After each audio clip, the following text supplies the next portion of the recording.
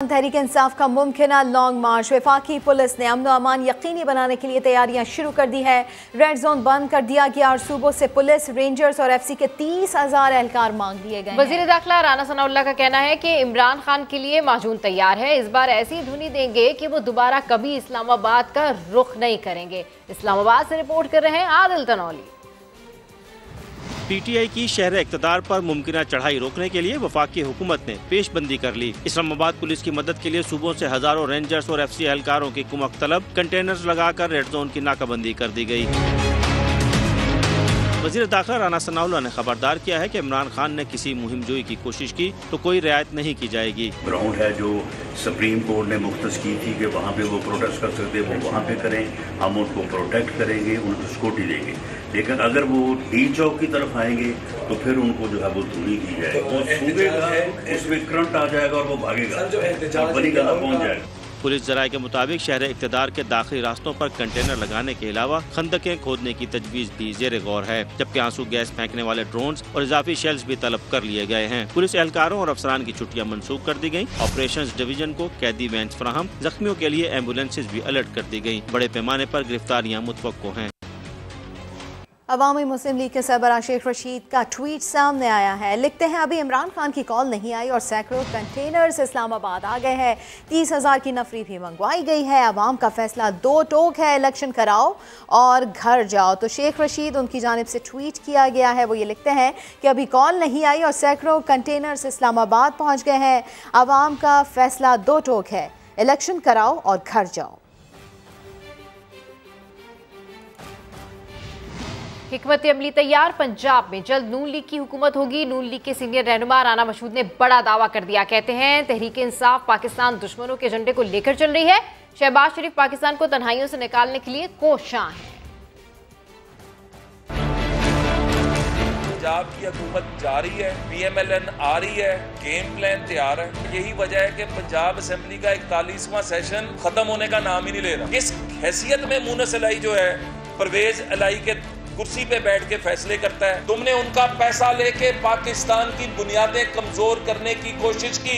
शहबाज शरीफ साहब के ऊपर 10 अरब का इल्जाम लगाया। शहबाज शरीफ साहब अदालत में गए, आज के दिन तक ये शख्स अदालत में पेश नहीं हुआ। ये वो लोग हैं जो गद्दारी के सर्टिफिकेट बांटते हैं। लीगल नोटिस शहबाज गिल साहब को सर्व किया है। अगर तुम में थोड़ी सी भी शर्म और हया है तो इसका जवाब कौम के सामने आके दो। इमरान खान और उसके हवारियों ने पाकिस्तान को तन्हा किया था।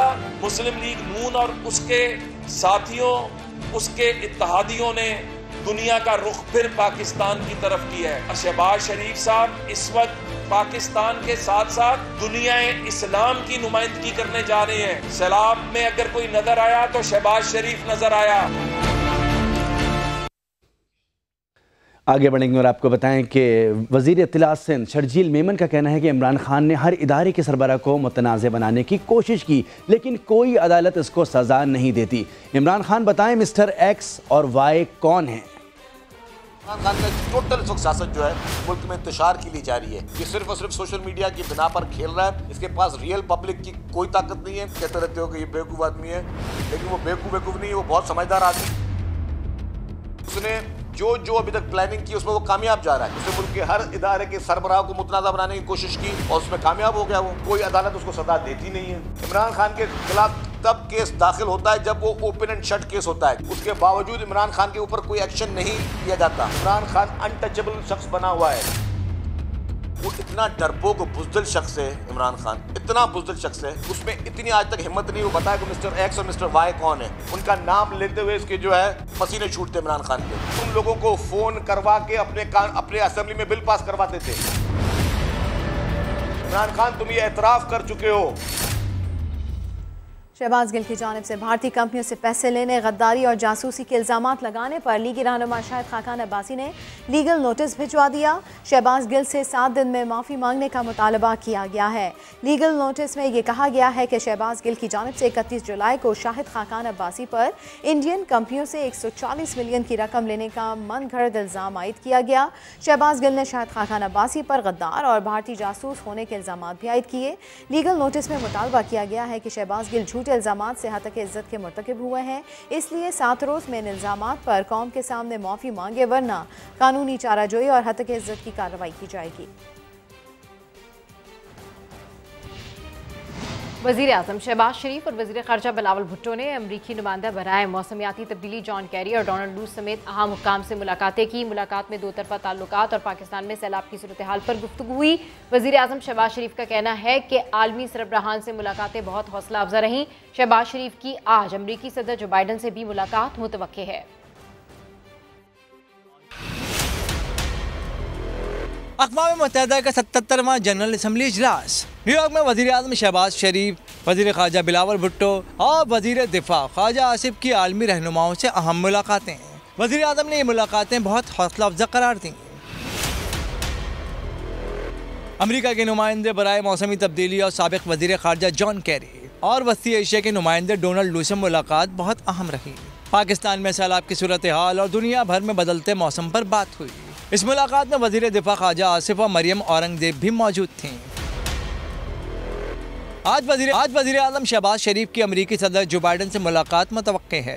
शहबाज शरीफ सरकारी इशाइये में शिरकत करेंगे।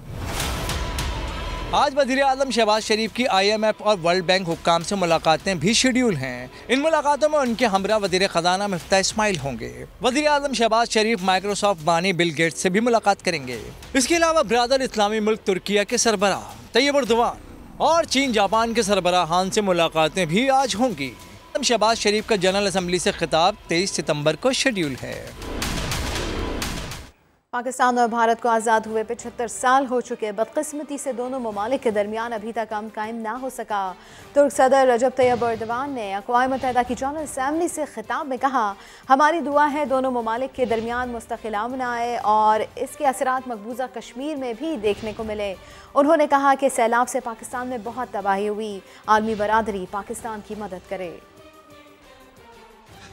India and Pakistan, after having established their sovereignty and independence 75 years ago, they still haven't established peace and solidarity between one another. And this is much unfortunate. We hope and pray that a fair and a permanent peace and prosperity will be established in Kashmir. And we would like to extend our condolences sincerely to the people of Pakistan because of the disaster floods that they had experienced quite recently. And after the flood, we had launched humanitarian aid campaigns, which are still sustained. And we would like to call out to the international community to help the people of Pakistan as they are going through this most unfortunate and painful time. Tehreek Insaf को एक और धचका लगने को तैयार। शेना group के अरकान ने खतरे की घंटी बजा दी। शेना ग्रुप के अरकान पार्टी कायदीन से नाराज हो गए, हुकूमत में एडजस्ट ना होने पर ताउन महदूद करने का पैगाम भिजवा दिया। इस हवाले से मजीद जानते हैं कज़ाफी बट से। जी अपडेट कीजिए।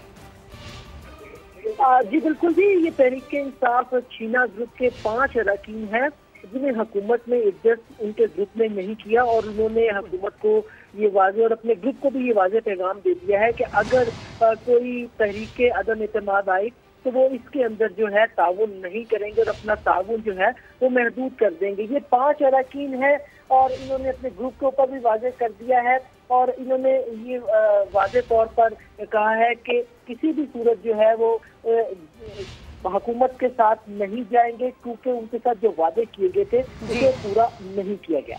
ठीक है, अपडेट करने के लिए शुक्रिया। पीपल्स पार्टी के रुकने पंजाब असम्बली मुमताज़ अली ने यह दावा किया है कि रहीम यार खान में कच्चे के डाकू PTI की हिमायत में खुलकर सामने आ गए हैं। मुमताज़ अली के मुताबिक डाकू सियासी वाबस्तियाँ छोड़कर PTI में शामिल होने के लिए दबाव डाल रहे हैं। बात ना मानने पर संगीन नताइज की धमकियाँ भी दी जा रही हैं। मजीद जानते हैं ब्यूरो चीफ मुल्तान आमिर इकबाल से, क्या है ये तमाम तर मामला?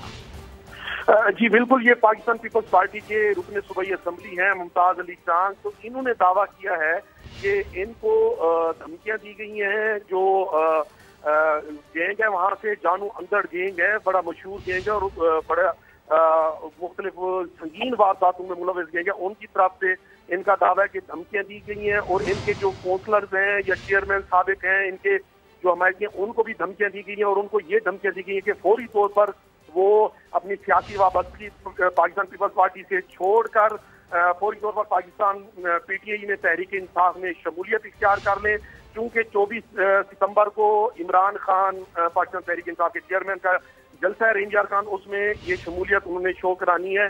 ये इनका दावा है कि इनको थ्रेट किया जा रहा है और इनको मुख्तलिफ संगीन नोयत की धमकियां दी जा रही हैं, जबकि मुमताज अली चांद का ये भी कहना है कि मुझे पहले भी कत्ल करने का या मेरे ऊपर हमला करने का इसी गैंग ने पहले भी ये मुझे धमकी दी थी, जिसके हवाले से मैंने DPO रहीम यार खान और मुख्तलिफ लॉ एनफोर्समेंट एजेंसियों को भी इसकी शिकायत की थी, जिस पर GIT बनी थी और उन्होंने रिपोर्ट पेश की थी कि आपको थ्रेट है, लेकिन उसके बावजूद ये थ्रेट जारी है और उसके बावजूद भी ये सिलसिला जारी है। बहुत शुक्रिया आमिर इकबाल साहब आपका।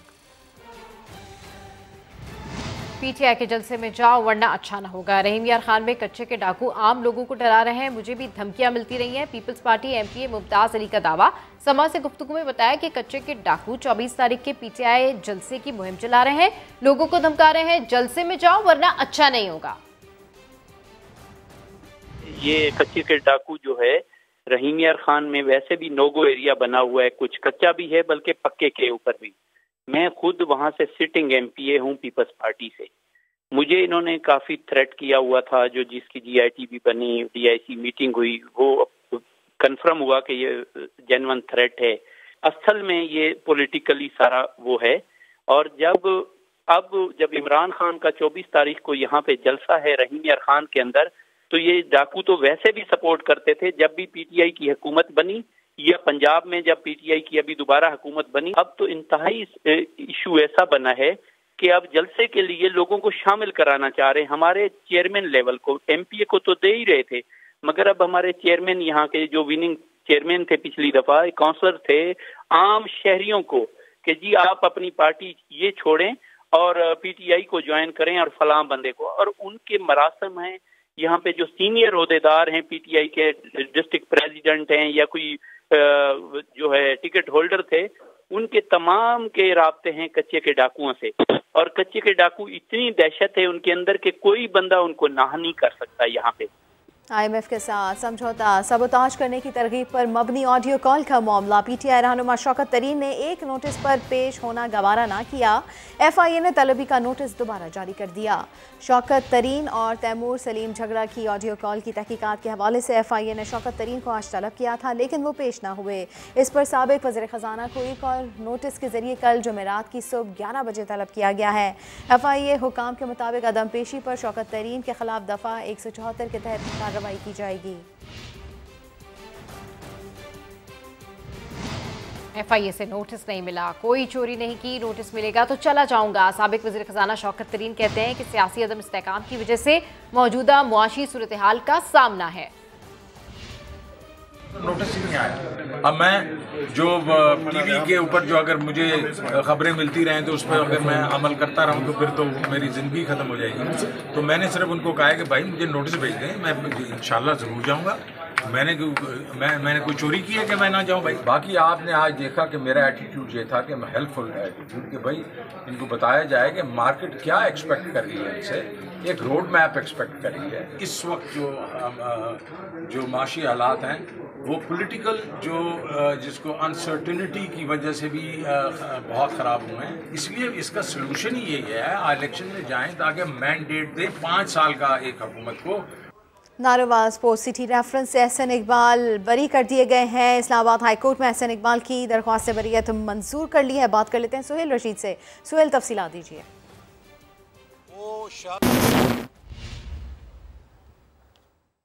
नारोवाल स्पोर्ट्स सिटी रेफरेंस मंजूर कर लिया गया है। चीफ जस्टिस सदर मिल्ला की सरबराही में 2 रुकनी बेंच ने आज उनका केस सुना था। नैब से जो सवालात पूछे गए थे अदालत की जानिब से, वही आज दोहराए गए और पूछा गया कि बताएं इस केस में करप्शन क्या थी और नैब के पास करप्शन का क्या सबूत है, जिस पर नैब जो है वो अदालत को मुतमईन नहीं कर सका। इस पर अदालत ने शदीद बरहमी का इजहार भी किया कि आपने एहसन इकबाल को गिरफ्तार भी किया और एक ऐसे अखबार की खबर पर खबर बनाई जिसे कोई केस बनाया गया जिस पर कोई जानता ही नहीं था जिस अखबार को, और चेयरमैन नैब ने उस मंसूबे को भी रुकवा दिया। अगर इस मंसूबे में किसी खजाने को नुकसान पहुंचा है तो सिर्फ इस मंसूबे के रुकने से हुआ है। उस मंसूबे को पहले नैब तफ्तीशी ने बताया कि मार्शल लॉ की गवर्नमेंट में मुशर्रफ दौर में रोका गया था, तो चीफ जस्टिस ने कहा कि आपने अगर पकड़ना था तो उस वक्त के लोगों को पकड़ते, या तो नैब जिम्मेदार है इस मंसूबे को रोकने का या फिर उस वक्त की गवर्नमेंट जिम्मेदार है। और कोई भी किसी किस्म का करप्शन का जो सबूत है वो एहसन इकबाल के खिलाफ अभी तक सामने नहीं आया।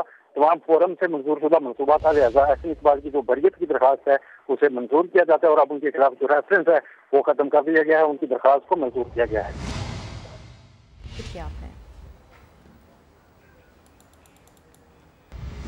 डॉलर ने 7 हफ्तों में बुलंद तरीन सतह पर पहुंचने का साबका रिकॉर्ड तोड़ डाला। इंटरबैंक में डॉलर 240 रुपए की तारीखी हद अबूर कर गया। मजीद तफसीलात जानते हैं समा के नुमाइंदे रिजवान आलम से। जी रिजवान, अपडेट कीजिए। देखिए, डॉलर ट्रेड से वाबस्ता जो हमारे जराए वो बता रहे हैं कि चूंकि ऑनलाइन क्रेडिट कार्ड के जरिए शॉपिंग बहुत ज्यादा हो रही है, इसके अलावा जो कमोडिटीज हैं जैसे प्याज, आलू, टमाटर, ये अफगानिस्तान और ईरान से दरामद किए गए थे, उनको भी कैश में पेमेंट डॉलर की हुई है। फिर सैलाब आया है, तो इन सारी चीजों की डिमांड इतनी ज्यादा है। फिर सैलाब की वजह से जो चीजों पे जो ड्यूटी फ्री करी गवर्नमेंट ने ताकि सैलाब जदगान की इमदाद के लिए, तो उसकी भी बहुत सारी एलसीज खुली है, तो उसका भी जो है कोई 2 से 2 अरब डॉलर का जो है वो क्या कहते हैं ज़र मुआवजा दरकार होगा पाकिस्तान को आइंदा 2-3 महीनों में। फिर पेमेंट्स भी करनी है ऑयल की और अपनी क्या कहते हैं सूद की और कर्जों की। ये सब चीजें मिलकर जो है ना वो उसमें डॉलर की डिमांड को बहुत ज्यादा ऊंचाई पे पहुंचा दिया। यही वजह है कि हम देख रहे हैं कि डॉलर काबू में नहीं आ रहा है। इंटरबैंक में आज डॉलर ने 240 से भी तजावत कर गया, ये ऑल टाइम हाई है। 7 हफ्ते पहले जो डॉलर ने रिकॉर्ड बनाया था उसको तोड़ दिया है। आज ओपन करेंसी मार्केट में डॉलर जो है वो 245 रुपए में फरोख्त हो रहा है। लेकिन हमारी बात हुई है मलिक बोस्तान से, उनका कहना है कि इसको 250 के ऊपर नहीं जाने दिया जाएगा। हुकूमत पूरी कोशिश कर रही है डॉलर का इंतजाम करने में भी और डॉलर को नीचे लाने में भी। जी ठीक है, अपडेट करने के लिए शुक्रिया। वफाकी हुकूमत ने पेट्रोल की कीमत में 1 रुपये 45 पैसे का इजाफा कर दिया। पेट्रोल की नई कीमत 237 रुपये 43 पैसे हो गई है। मिट्टी के तेल की कीमत में 8 रुपये 30 पैसे की नुमाया कमी की गई है। मिट्टी के तेल की कीमत 202 रुपये मुकर्रर हो गई है। हाई स्पीड डीजल की कीमत में कोई तब्दीली नहीं की गई है। पेट्रोलियम मसनूआत की कीमतों में तब्दीली का नोटिफिकेशन वजारत खजाना की तरफ से रात गए जारी हुआ। हुकूमत ने हाई स्पीड डीजल की कीमत 247 रुपये फ़ी लीटर बरकरार रखी है। लाइट डीजल की कीमत 4 रुपये फ़ी लीटर कम कर दी गई है। नई कीमतों का इतलाक गुज़िश्ता रात 12 बजे से हो चुका है। हुकूमत महीने में 2 मरतबा पेट्रोलियम मसनूआत की कीमतों में रद्द बदल करती है, ताहम इस मरतबा 21 रोज़ बाद तब्दीली का नोटिफिकेशन जारी किया गया।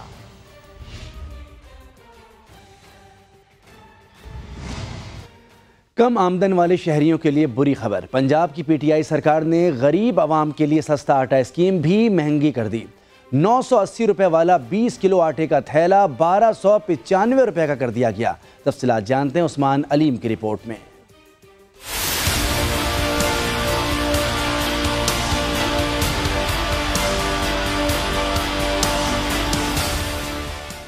गुर्बत की चक्की में पिसने वाली आवाम पर मजीद बोझ पड़ गया। पंजाब में सस्ता आटा स्कीम खत्म कर दी गई। महकमा खुराक ने आटे के नए सरकारी नर्ख जारी कर दिए। 20 किलो आटे के थैले का सरकारी रेट 980 से बढ़ाकर 1295, जबकि 10 किलो वाले थैले का रेट 490 से बढ़ाकर 648 रुपए कर दिया गया। मगर मार्केट में इस रेट पर आटा दस्तयाब नहीं। 15 किलो वाला थैला 1650 में फरोख्त किया जा रहा है। फाइन मैदे और आटे की कीमत बढ़ने पर नान रोटी एसोसिएशन ने नान 30 और रोटी 20 रुपए करने का अंदिया दे दिया है। गरीब आदमी की पहुंच से बहुत दूर है, एक वक्त की रोटी नहीं खा सकता। आटे की कीमत बढ़ने से बंदा कैसे पूरी करेगा, अपने घर कैसे पूरा करेगा, बच्चों के स्कूल की फीसें सारे ये सब कुछ देखना पड़ता है। दुकानदारों के पास आटे की महंगे दामों फरोख्त के लिए मंतक भी मौजूद है। कहते हैं कि लाहौर में आटे की योमिया डिमांड 2.5 लाख थैला, जबकि सप्लाई 1.5 लाख है। 1 लाख थैले की रोज़ की कमी है। वो कौन पूरा कर रहा है? वो प्राइवेट सेक्टर पे जो प्राइवेट गंदम मिलों वाले लेते हैं ना, उस वजह से वो पूरी हो रही है, वो भी महंगे रेट में। जिले इंतजामिया लाहौर शहर में आटे के यकसा रेट पर अमल दरामद करवाने में मुकम्मल नाकाम दिखाई देती है। सरकारी नरखों पर अमल दरामद से अवाम को किसी हद तक रिलीफ दिया जा सकता है। कैमरामैन अजहर इकबाल के साथ उस्मान अलीम, समा, लाहौर। ऑल पाकिस्तान किसान इत्तेहाद की कॉल पर मुल्क भर से किसान मुतालबात की मंजूरी के लिए इस्लामाबाद पहुंच गए हैं। इंतजामिया ने किसानों को F9 पार्क में एहतजाज की इजाजत दे दी है, जबकि ट्रैफिक मुतबादिल सड़कों पर मोड़ दी गई है, जिसके बायस मार्गला रोड और 9th एवेन्यू पर ट्रैफिक का शदीद दबाव है। मजीद जानते हैं इस्लामाबाद से समा के नुमाइंदे आदिल तनोली से। आदिल, मुतालबात क्या है, एहतजाज की वजह क्या है और ट्रैफिक जैम कहाँ कहाँ पर है? जी, मुल्क भर से आल पाकिस्तान किसान इत्तेहाद जो है अपने मुतालबात की मंजूरी के लिए इस्लामाबाद पहुंच चुके हैं और वफाकी दारुल हुकूमत के रेड जोन में दाखिले पर जो है वो सख्ती से पाबंदी लगाई गई है। इसी वजह से F9 पार्क की जो मुख्तस जगह है एहतजाज के लिए, वहाँ पर सिर्फ इजाज़त दी गई है। जना एवेन्यू सड़क जो है वो मुकम्मल तौर पर दोनों तरफ से ट्रैफिक डाइवर्शन लगाई गई है ताकि कोई भी ऐसा नाखुशगवार वाक़या जो है वो इस एहतजाज के बायस पेश ना आ सके। पंजाब और सिंध में गंदम की फसल के जो रेट हैं वो यकसा किए जाएं। इसके अलावा खाद का जो रेट है उसको भी सरकारी तौर पर मुख्तस करके दर्ज किया जाए। साथ ही साथ ये भी कहा गया है किसानों की तरफ से कि हुकूमत बिजली के अपडेट करने के लिए शुक्रिया। और अब आपको बताएं कि एहसन इकबाल जो है उनके मुतालिक हम आपको खबर दे रहे हैं। इस वक्त मीडिया से भी बात कर रहे हैं। घंटे लगातार दर्जनों दफ़ा चीफ जस्टिस ने नैब से सवाल किया कि इस रेफरेंस में हमें बताएं कि एहसन इकबाल के ख़िलाफ़ करप्शन का क्या सबूत है। उन्होंने यहाँ तक कहा कि अगर कोई करप्शन का किसी चीज़ में शाइबा भी है वो भी बताएं, और नैब ये तस्लीम करने पे मजबूर हुआ कि इस रेफरेंस में करप्शन का कोई इल्ज़ाम नहीं है। आज मैं पाकिस्तानी कौम को ये बात कहना चाहता हूँ कि वो शख्स जो पिछले कई सालों से इस कौम में झूठ बोल बोल के चोर डाकू की फिल्म चला रहा है और उसने मुस्लिम लीग नून की क़यादत के ख़िलाफ़ झूठे मुकदमे बनाए, उन मुकदमों को जवाज़ बनाया कौम को गुमराह करने के लिए, मेरे ख़िलाफ़ अपने हमायतियों से चोर के नारे लगवाए। और जब उन लोगों ने अपनी अखलाकी जुर्रत का मुजाहरा करते हुए माजरत की, तो इसके बाद इमरान खान ने 2 जलसा आम के अंदर एहसन इकबाल डाकू है के नारे लगवाए और तकरीर में बार बार इस चीज़ को दोहराया। मैं इमरान न्याजी को कहना चाहता हूँ कि एहसन इकबाल मीडिया से गुफ्तगू कर रहे हैं। हालत के अंदर रह रहे हैं, लेकिन कभी इमरान न्याजी हमारे नहीं तोड़ सका। हम व्हील चेयर के ऊपर हाय हाय करते हुए नहीं आते थे। हम इन झूठे मुकदमों का सामना करने के लिए सीना तान के और इसी तरह सूट पहन के आते थे जैसे आज़ादी में पहनते हैं, इसलिए कि हम ये बतलाना चाहते थे इमरान न्याजी को कि तुम्हारे इन झूठे केसों से हम दबने वाले नहीं हैं। आज पाकिस्तान जिस आग में जल रहा है, इस आग को लगाने वाला इमरान न्याजी है। आज अदालत ने बार बार सवाल पूछा कि नारोवाल स्पोर्ट सिटी का मंसूबा तबाह करने से, बंद करने से जो नुकसान है वो कौन पूरा करेगा। मैं ये ऐलान करना चाहता हूँ कि हम इंशाअल्लाह ताला नारोवाल स्पोर्ट सिटी को मुकम्मल भी करेंगे। इसको पाकिस्तान में नौजवानों के लिए खेलों की बेहतरीन और जदीद तरीन एक सहूलत भी बनाएंगे और इसे मुकम्मल करने में जो इजाफी अखराजात लगेंगे उसकी रिकवरी इमरान न्याजी और नैब से की जाएगी, चूँकि इनकी वजह से ये मंसूबा तबाह हुआ है। आज ये भी पता चला कि चेयरमैन नैब ने एक कोई गुमनाम सा अखबार है जिसमें झूठी खबर लगी कि जी 800 मीटर के फासले पे 6 अरब रुपए लगा दिए गए, जबकि मंसूबे की कुल लागत ही 2.9 अरब थी।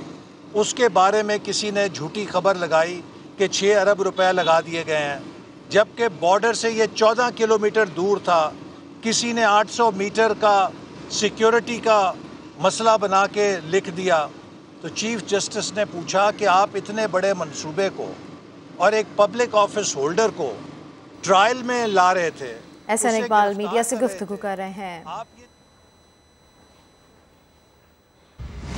इसहाक डार केस में अहम पेशरफ सामने आई है। साबिक वज़ीर ख़जाना इसहाक डार सरेंडर करने के लिए तैयार हो गए हैं। इसहाक डार ने वारंट गिरफ्तारी के खिलाफ दरख्वास्त दायर कर दी है। मजीद तफसीलात जानते हैं सुहेल रशीद से। जी सुहेल, अपडेट कीजिए। देखिए, अहम पेशरफ सामने आई है। 4 साल से इसहाक डार के खिलाफ जो आमद से ज्यादा दरखास्तों का केस एहतसाब अदालत में जेर समाअत था, उसमें उन्हें इश्तिहारी करार दिया गया था, लेकिन अब वो वतन वापस आने पर रजामंद है और उन्होंने सरेंडर करने के लिए रजामंदी जाहिर कर दी है। अपने वकील के जरिए उन्होंने एहतसाब अदालत में ये दरखास्त दायर कर दी है कि जो मेरे वारंट जारी किए गए हैं उन पर के तहत गिरफ्तारी से रोका जाए। अदालत में पेश होने के लिए तैयार हूँ, सरेंडर करने के लिए तैयार हूँ, इस केस का सामना करने के लिए तैयार हूँ।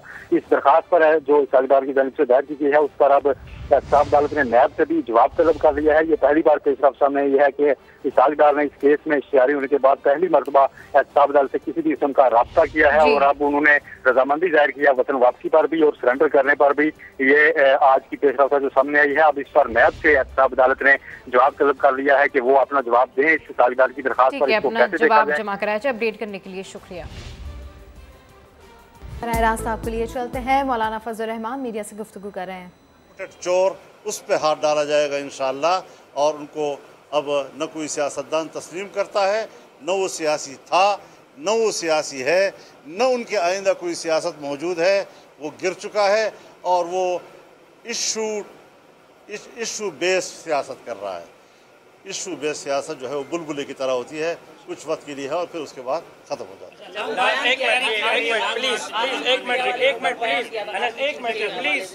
सबको मौका मिलेगा। जो बयान दिया है इमरान खान ने आर्मी चीफ के हवाले से जो बयान दिया है कि मैं इसका जवाब दे दिया ना कि वो एक सियासी बनने की कोशिश कर रहा है ना, ऐसी बातें नहीं चलती। JUI का क्या फ़ायदा है ऐसी बिल में? JUI की ज़रूरत तो नहीं है।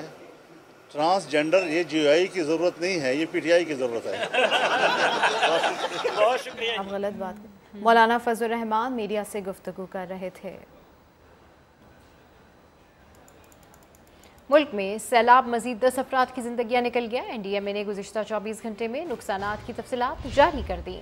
आपको बताएं कि हालिया अमवात के बाद मुल्क भर में मजमूई अमवात 1569 तक जा पहुंची है। 12,860 अफराद जख्मी हुए हैं। सैलाब के बायस सबसे ज़्यादा सिंध में 701 अफराद लुक़्मा आजिल बने। खैबर पख्तूनख्वा में 306, बलोचिस्तान में 300 अफराद जाँ बहक हुए। हालिया बारिशों और सैलाब से मजमूई तौर पर 8,16,033 घर मुकम्मल तबाह हुए हैं, जबकि 12,08,161 घरों को जुज़वी नुकसान पहुँचा है।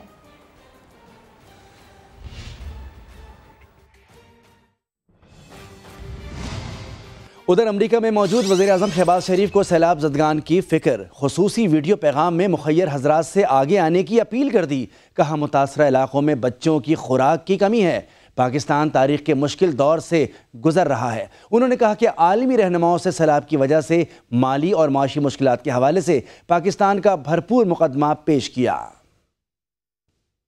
मेरी उन मालिकान से दर्द दिल से मेरी दरख्वास्त है कि मेहरबानी करके वो बच्चों की खुराक ज़्यादा से ज़्यादा बनाकर अतिये के तौर पर वो NDMA, PDMA और अफवाज पाकिस्तान जहाँ जहाँ वो पहुँचा सकते हैं उसको पहुँचाएँ। न्यूयॉर्क में आज सारा दिन मैंने जो मीटिंग्स की हैं उसमें सैलाब की तबाहकारी और उसके नतीजे में जो हमारे माली मुश्किलात और माशी मुश्किलात हैं उनका मैंने भरपूर जिक्र किया और इस मामले को पूरी कोत से उठाया। कराची में डेंगू की वबा काबू से बाहर, मरीजों की तादाद में बेतहाशा इजाफे के बायस अस्पतालों में गुंजाइश खत्म हो रही है। डॉक्टर्स का कहना है कि बुखार के 90% मरीजों का डेंगू टेस्ट मुस्बत आ रहा है और इस वक्त डेंगू कोरोना के बाद दूसरा वबाई मरज बन चुका है। इस हवाले से रिपोर्ट कर रहे हैं मुदस्सिर नज़ीर।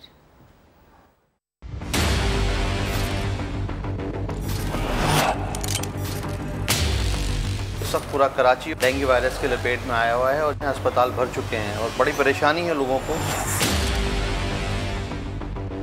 इस बुरी तरीके से पूरे हिट किया हुआ है इसने पूरे पाकिस्तान को कि कोविड के बाद दूसरी बड़ी वबा फैली है हमारे पास ये, और जो है मुख्तलिफ वेरिएशन के साथ है। कोई बहुत जल्दी ठीक हो रहा है और कोई बहुत जल्दी क्रिटिकल भी हो जाता है। तो ये सारी चीज़ें आ रही हैं और बहुत ज़्यादा चैलेंजिंग है ये हमारे लिए इस वक्त। हर बुखार जो है वो डेंगू है, जो मेरा वर्ड्स हैं, हर बुखार डेंगू है जब तक वो प्रूफ ना हो जाए। मैं तो इस तरह से पेशेंट देख रहा हूँ। मैं रोज़ाना अगर 15 पेशेंट को या 20 पेशेंट को या 25 पेशेंट को लिख के देता हूँ डेंगू का टेस्ट, तो उसमें से 95% पॉजिटिव आ जाते हैं। इतना ज़्यादा रेशियो है इसका इस वक्त।